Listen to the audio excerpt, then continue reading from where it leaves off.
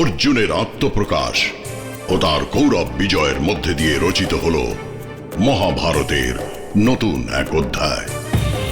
দুর্যোধন, কর্ণ ও শকুনির দ্বারা পঞ্চপাণ্ডবদের অজ্ঞাতবাস ভঙ্গের সব অভিপ্রায় ব্যর্থ হল। শুধু তাই নয়, একা অর্জুনের নিকট যে আগামী দিনে কৌরব পক্ষ সম্পূর্ণ বিনষ্ট হবে তার পূর্বাভাস পাওয়া গেল অর্জুন দ্বারা কৌরব বিজয়ের মধ্যে দিয়ে। এরপর কি হবে? কৌরবদের পরাজয়ের সংবাদ কি প্রতিক্রিয়া সৃষ্টি করবে বিরাট রাজের হৃদয়ে? তিনি কি পুত্র উত্তরের প্রতি স্নেহাবশে বৃহন্নলাবেশী অর্জুনের সারথ্যের ভূমিকাকে অগ্রাহ্য করবেন, নাকি অন্ধ পুত্র স্নেহ থেকে নিজেকে মুক্ত রাখতে পারবেন? এই সব প্রশ্নের উত্তর লুকিয়ে আছে সময়েরই গর্ভে।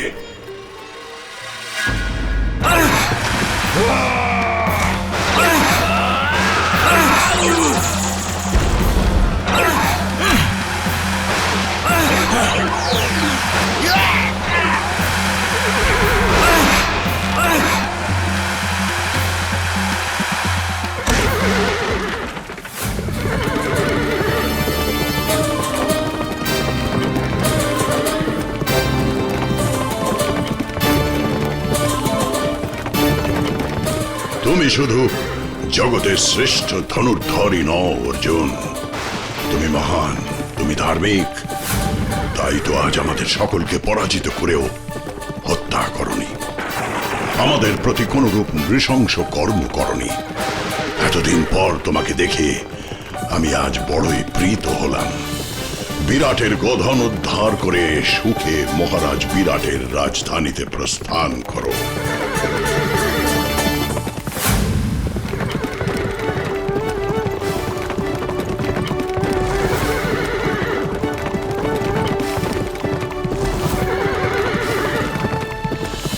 রাজকুমার উত্তর। কি আজ্ঞা বলুন ধনঞ্জয়।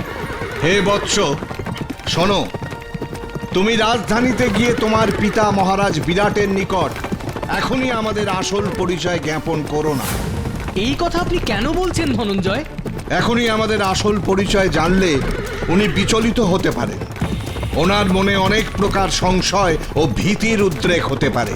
কিন্তু মহারাজ যখন আমাকে জিজ্ঞেস করবেন গঙ্গাপুত্র ভীষ্ম, অস্ত্রগুরু দ্রোণাচার্য, কৃপাচার্য, অঙ্গরাজ কর্ণ, দ্রোণপুত্র অশ্বত্থামা প্রমুখ মহাবীরদের পরাজয় কি করে সম্ভব হলো, তখন আমি কি উত্তর দেব ধনঞ্জয়? বলবে তুমি নিজেই যুদ্ধ করে ওদের সকলকে পরাজিত করেছ এবং মৎস্যরাজের সকল গোধন উদ্ধার করেছ। সে কি করে সম্ভব হে ধনঞ্জয়? আপনি যে অসম্ভবকে সম্ভব করেছেন তা যে আর কারোর পক্ষেই সম্ভব নয়, আর আমার পক্ষে তো নয়। কি এমন শক্তি আছে আমার? এমন সব মহারথীদের সামনে আমি তো সামান্য বালক মাত্র। এ কথা সত্যি হলেও আমি যা বলছি তুমি মহারাজ বিরাটকে তাই বলো রাজকুমার, তাতেই আমাদের সকলের মঙ্গল। বেশ, আমি আপনার কথা মতনই পিতাকে সব বলবো। প্রকৃত ঘটনা তাকে জানাবো না।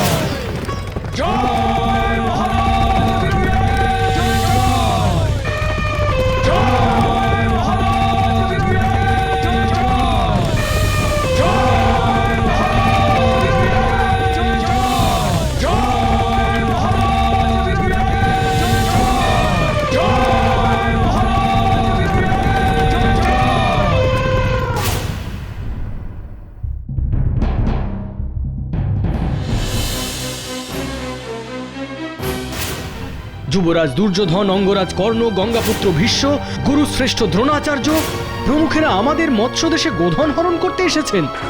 শুধু তাই নয় রাজকুমার, ওনারা ইতিমধ্যে প্রায় 60,000 গরু ও বাছুর আমাদের রাজ্য থেকে হরণ করে নিয়ে গেছেন। আমি এখনই দুর্যোধন প্রমুখের সাথে যুদ্ধে অবতীর্ণ হতে রাজি আছি। দয়া করে আপনি আর বিলম্ব করবেন না রাজকুমার, অতি শীঘ্র যুদ্ধের জন্য প্রস্তুত হন রাজকুমার। আর বিলম্ব করো না বৃহন্নলা। চলো চলো, শীঘ্রই রথে ওঠো। জানি না কৌরবরা ইতিমধ্যে আমার আর কত ক্ষতি করলো। চলুন রাজকুমার।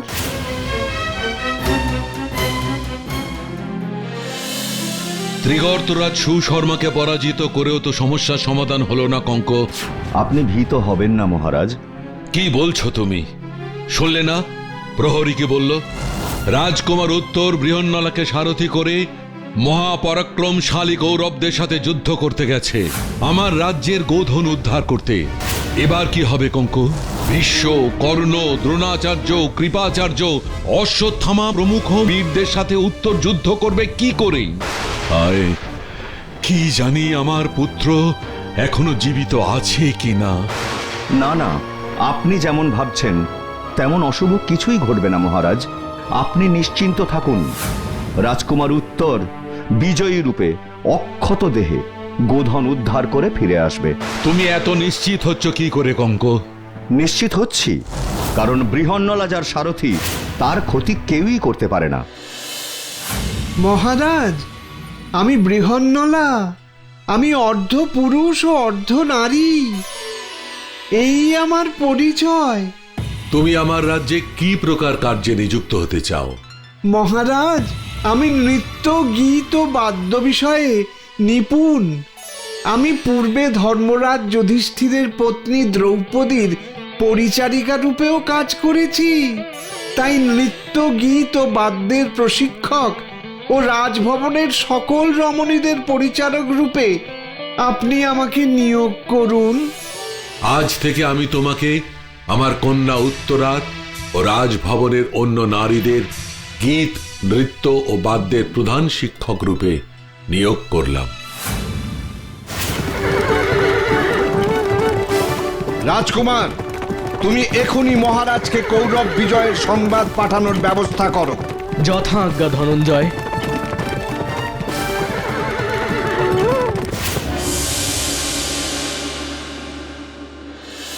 তুমি যত সহজে রাজকুমার উত্তরের বিজয়ের কথা বলছো কঙ্ক, আমি তত সহজে তা বিশ্বাস করতে পারছি না। বিশ্বাস করতে পারছেন না কারণ বৃহন্নলার অসীম বীরত্বের সম্পর্কে আপনি অবগত নন। বৃহন্নলা একজন সামান্য নর্তকী, তার আবার বীরত্ব। মহারাজ বিরাটের জয় হোক। কি সংবাদ দূত? মহারাজ, রাজকুমার উত্তর কৌরবদের সাথে যুদ্ধে জয়লাভ করেছেন, আর কিছুক্ষণের মধ্যেই তিনি রাজপ্রাসাদে পদার্পণ করবেন। এ যে অবিশ্বাস্য! আমার পুত্র উত্তর গঙ্গাপুত্র ভীষ্ম, দ্রোণাচার্য, কৃপাচার্য, কর্ণ, অশ্বত্থামা প্রমুখ মহারথীদের যুদ্ধে পরাজিত করেছে। আহা, তুমি একই সুসংবাদ আমাকে দিলে দূত। এসো এসো, আমার নিকট হতেই পুরস্কার গ্রহণ করো।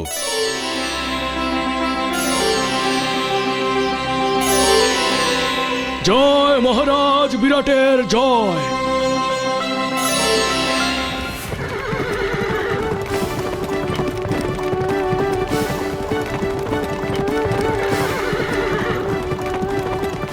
ধনঞ্জয়, বলো রাজকুমার, আপনি কি এই যোদ্ধাবেশী রাজপ্রাসাদে যাবেন? হঠাৎ এই প্রশ্ন কেন রাজকুমার? এই বেশে গেলে তো মহারাজ বিরাট আপনাকে চিনে ফেলবেন। না না, তুমি এই নিয়ে দুশ্চিন্তা করো না রাজকুমার। রাজপ্রাসাদে গিয়ে মহারাজের সম্মুখীন হওয়ার পূর্বেই আমি আমার বৃহন্নলা বেশ ধারণ করব। তুমি শুধু মনে রেখো, রাজপ্রাসাদে গিয়েই তুমি আমাদের পঞ্চপাণ্ডবের আসল পরিচয় তোমার পিতা মহারাজ বিরাটকে দেবে না। অবশ্যই দেব না ধনঞ্জয়। হে রাজকুমার উত্তর, রাজধানীতে প্রস্থানের পূর্বে এই রথ ওই শমী বৃক্ষের নিকটে নিয়ে চলো। আমাদের পঞ্চপাণ্ডবের সকল অস্ত্রাদি পুনরায় ওই বৃক্ষে লুকিয়ে রাখতে হবে। যথা আজ্ঞা ধনঞ্জয়।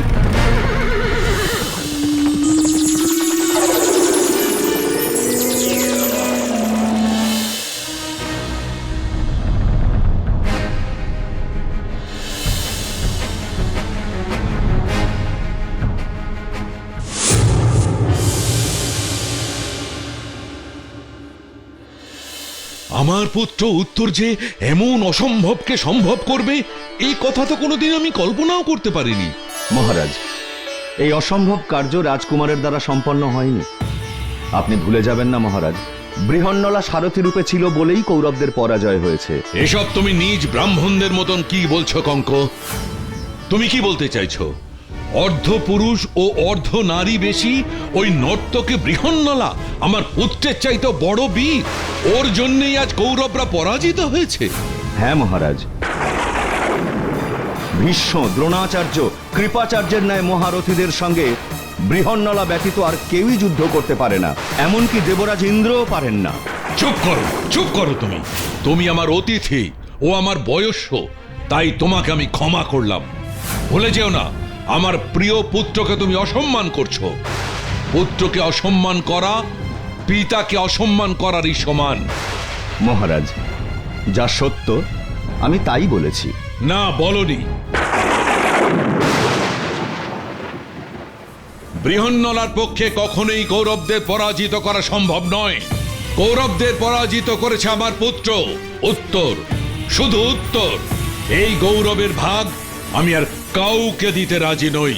তাই তুমিও আর এই বিষয় নিয়ে কথা বলে আমার আনন্দকে নষ্ট করে দিও না, বরং এখনই এসো, পাশা খেলার আয়োজন করো।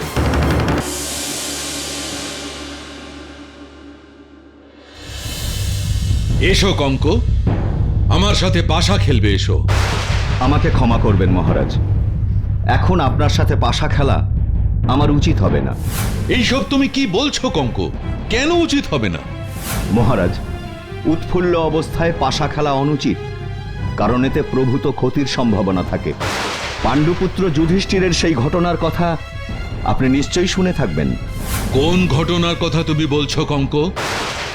মহারাজ, আপনি নিশ্চয়ই শুনেছেন, পাশা খেলার জন্যই তিনি তার বিশাল রাজ্য এবং দেবতুল্য 4 ভ্রাতা ও লক্ষ্মীতুল্য পাঞ্চালীকে হারিয়েছেন।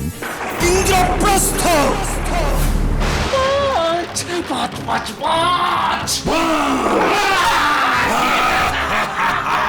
ইন্দ্রপ্রস্থ, ইন্দ্রপ্রস্থ, ইন্দ্রপ্রস্থ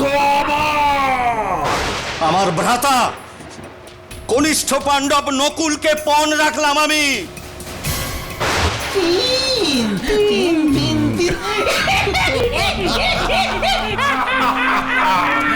নকুল আমাদের সহদেব, সহদেব আমাদের দাস হলো মামা, সহদেব আমাদের দাস। এবার কি ভীমসেন? হ্যাঁ, ভীম।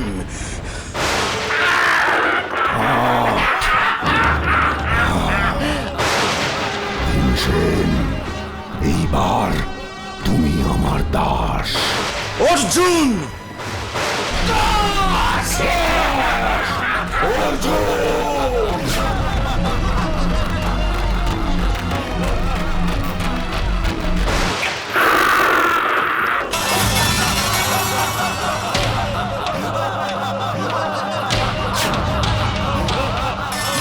দ্রৌপদী, দ্রৌপদী, দ্রুপদ কন্যা পাঞ্চালী আমার দাসী, ইন্দ্রপ্রস্থের মহারানী আমার দাসী।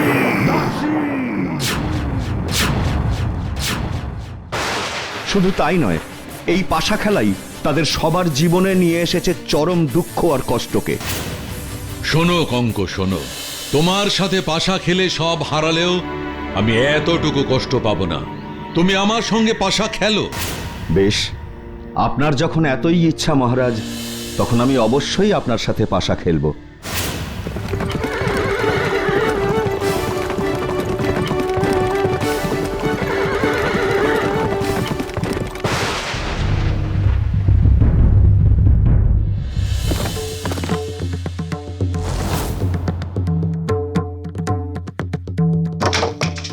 মহারাজ, বলো কঙ্ক।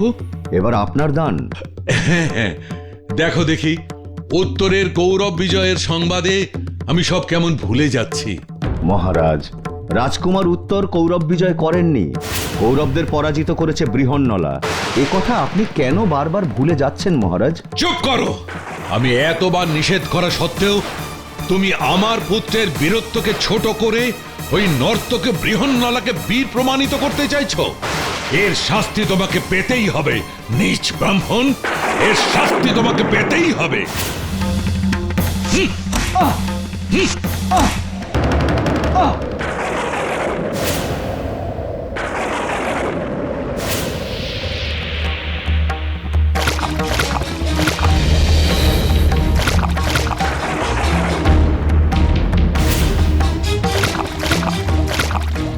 মহারাজ, তোমার মতন দুষ্ট ব্রাহ্মণের এই শাস্তি প্রয়োজন ছিল, কারণ আমি জানি দুষ্টকে ধর্মপথে আনতে শাসনেরই প্রয়োজন।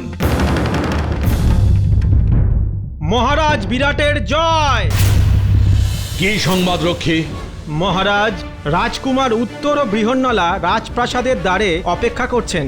এখনই রাজকুমারকে যথাযথভাবে বরণ করে আমার রাজসভায় নিয়ে এসো দ্বারপাল। যথা আজ্ঞা মহারাজ। না না, অর্জুন রাজসভায় এসে যদি দেখে আমার নাসিকা থেকে রক্তপাত হচ্ছে, তাহলে ও মহারাজকে বধ করবে। তাই ও যাতে এখনই রাজসভায় না আসে, তার ব্যবস্থা আমাকে করতেই হবে।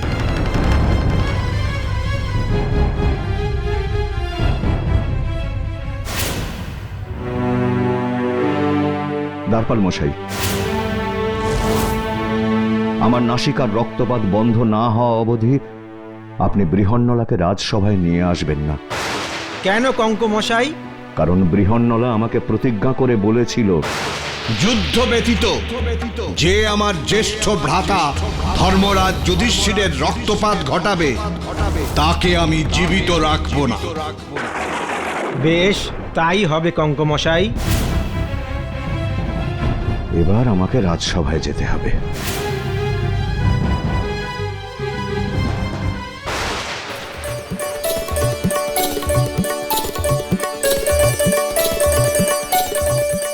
আয়ুষ্মান ভব পুত্র।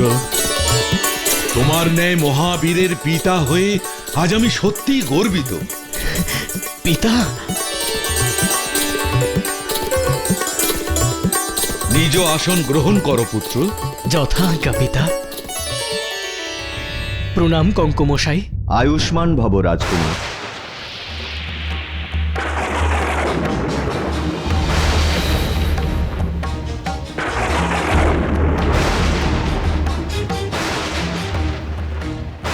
যাকে তুমি রাজসভায় কঙ্ক নামে চেনো, তিনি হলেন ধর্মরাজ যুধিষ্ঠির। মহারাজ, কঙ্কমশাইকে এইভাবে প্রহার করে এত বড় পাপ কার্য কে করলো? আমি কঙ্ককে পাশার ঘুঁটি ছুঁড়ে আঘাত করেছি পুত্র। এই আপনি কি বলছেন পিতা? এই পাপ কার্য আপনি করেছেন? কঙ্কের ন্যায় নিজ ব্রাহ্মণকে আঘাত করে আমি কোনো পাপ কার্য করিনি পুত্র, কোনো পাপ কার্য করিনি। তুমি জানো পুত্র, তোমার কৌরব বিজয়ের সংবাদ পেয়ে আমি যখন পরম আনন্দে তোমার প্রশংসা করছিলাম, তখন এই কুটিল স্বভাব কঙ্ক আমার কথায় অনুমোদন না করে সামান্য নর্তকে বৃহন্নলার প্রশংসা করছিল। ওর এত বড় স্পর্ধা! মহারাজ, আপনি কঙ্কের ন্যায় ধর্মভীরুকে আঘাত করার জঘন্য অপরাধ করেছেন। আপনি শীঘ্রই ওনার নিকট ক্ষমা প্রার্থনা করুন। এই তুমি কি বলছো পুত্র? কঙ্কের নিকট আমি ক্ষমা প্রার্থনা করব? হ্যাঁ, এতেই আমাদের সবার মঙ্গল পিতা। বৃহন্নলার কৃতিত্ব ব্যতীত কৌরব বিজয় অসম্ভব ছিল পিতা। নচেত কঙ্কের ন্যায় সৎ ও ধর্মভীরুর অভিশাপে আমরা সবাই নির্মূল হব, এ বিষয়ে কোনো সন্দেহ নেই। বেশ, তুমি যখন এত করে বলছো, তখন আমি কঙ্কের নিকট অবশ্যই ক্ষমা প্রার্থনা করব। আমাকে ক্ষমা করো কঙ্ক। মহারাজ, আমি আপনাকে পূর্বেই ক্ষমা করেছি। আপনার প্রতি আমার কোনো ক্রোধ নেই। কিন্তু যদি আমার রক্ত ভূমিতে পড়ত, তাহলে আপনি বিনষ্ট হতেন, আপনার এই মৎস্য রাজ্যও ধ্বংস হতো। যদিও আপনি আমাকে বিনা কারণে প্রহার করেছেন, তবুও আমি আপনাকে অপরাধী বলে বিবেচনা করি না মহারাজ। বিনা দোষে আমি তোমাকে প্রহার করেছি, তবু আমি তোমার নিকট অপরাধী নই। না মহারাজ, কারণ আমি জানি যে মহাবলশালী প্রভুরা প্রায়ই তাদের অধীনস্থ কর্মচারীদের উপরে ক্রোধান্বিত হয়ে ওঠেন। এইসব বলে আমাকে আর লজ্জা দিও না কঙ্ক। বিশ্বাস করো, ক্রোধের বশবর্তী হয়ে আমি তোমার উপরে যে অন্যায় করেছি, তার জন্য সত্যিই আমি লজ্জিত, অনুতপ্ত। মহারাজ, আপনার এই অনুতাপেই আপনার প্রায়শ্চিত্ত সম্পন্ন হয়েছে। এই নিয়ে আপনি আর অযথা চিন্তা করবেন না। এখন তুমি কেমন বোধ করছো কঙ্ক? আগের থেকে সুস্থ বোধ করছি মহারাজ। আমার নাসিকা থেকে রক্তপাতও বন্ধ হয়েছে। বেশ, তোমার কথা শুনে এখন আমি শান্তি বোধ করছি মিত্র। পুত্র, বলুন পিতা। তোমার সারথি বৃহন্নলা কোথায়? বৃহন্নলা রাজপ্রাসাদের সিংহদ্বারেই অপেক্ষা করছে মহারাজ। যাও দ্বারপাল, যাও, এখনই বৃহন্নলাকে আমার রাজপ্রাসাদে নিয়ে এসো। যথা আজ্ঞা মহারাজ, আমি এক্ষুনি বৃহন্নলাকে রাজপ্রাসাদে নিয়ে আসছি। এইভাবেই সময়ের আবর্তে ঘটে গেল আরো একটি অভাবনীয় ঘটনা। ভাগ্যের পরিহাসে ধর্মরাজ যুধিষ্ঠির আহত হলেন বিরাট রাজের পাশার ঘুঁটি দ্বারা। প্রশ্নাতীত যার ধার্মিকতা, সেই যুধিষ্ঠিরকে শুনতে হলো নীচ, কুটিল স্বভাব ব্রাহ্মণ ইত্যাদির ন্যায় অপবাদ।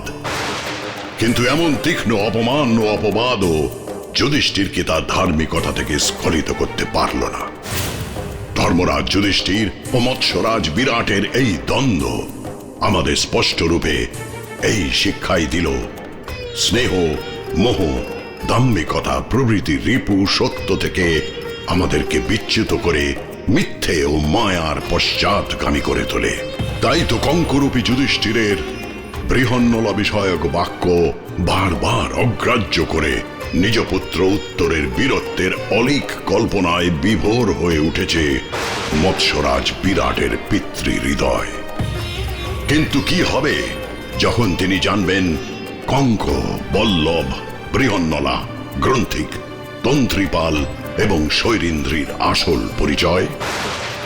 সেই উত্তরের প্রতীক্ষায় আমরা সবাই অপেক্ষা করে আছি সময়েরই মুখ চেয়ে। For more updates, subscribe to our channel, click the show links and enjoy watching the videos.